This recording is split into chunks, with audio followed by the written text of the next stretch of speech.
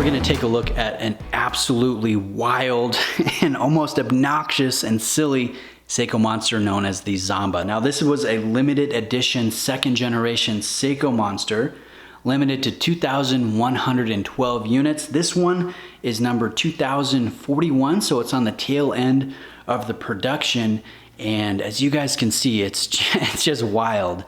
Now, I know this doesn't appeal to everyone. It doesn't quite necessarily appeal to me. I'm more of the classic orange monster, black monster type of guy.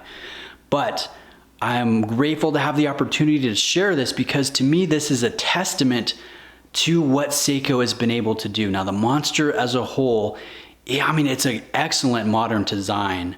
You know, it's bold, it's original, it's in-house, and it has amassed quite a following within the watch enthusiast community. The Monster is an awesome value proposition, at least when it was in the Gen 2 iteration. I mean, the value could not be beat per the retail price. So you look at something like this, which is limited, and it's not necessarily a low production limited edition, you know, over 2,000 units. That's quite a bit, especially for an Asian market target there. So there's quite a few of them, and then it's just obnoxious. You know, it's coated with the black coating.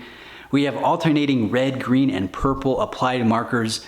But I do need to note, this is a Gen 2, but it has the Gen 1 layout for the dial.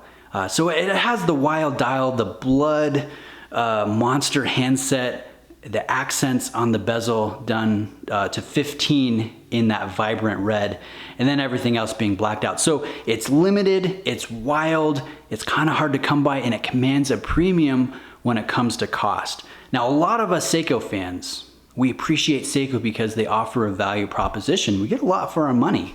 When it comes to these wild limited editions, that's not necessarily the case. I mean, yes, they hold value well, they trade high, but they're still, you know, in relation to like the specs, you can get a higher spec watch from another brand, or at least from Seiko in another line, without paying as much as you would pay for something like this Zamba Monster.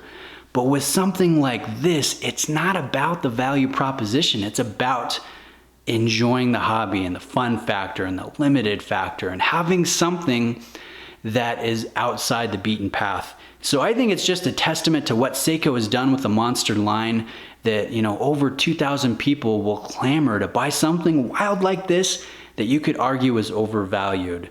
So you know, it's just really fun to take a look at. I'm not wanting to add it to my personal collection.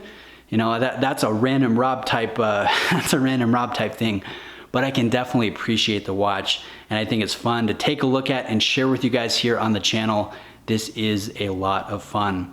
So Robert sent this to me to feature, share with you guys, and also take to my own watchmaker because there is an issue here. And maybe some of you guys have experienced this in your own watch, but when the hour, you know, when it's on the hour, say 6 or 9, the hour hand is just a little bit skewed. It's not quite dead center within, you know, the midpoint of those applied markers.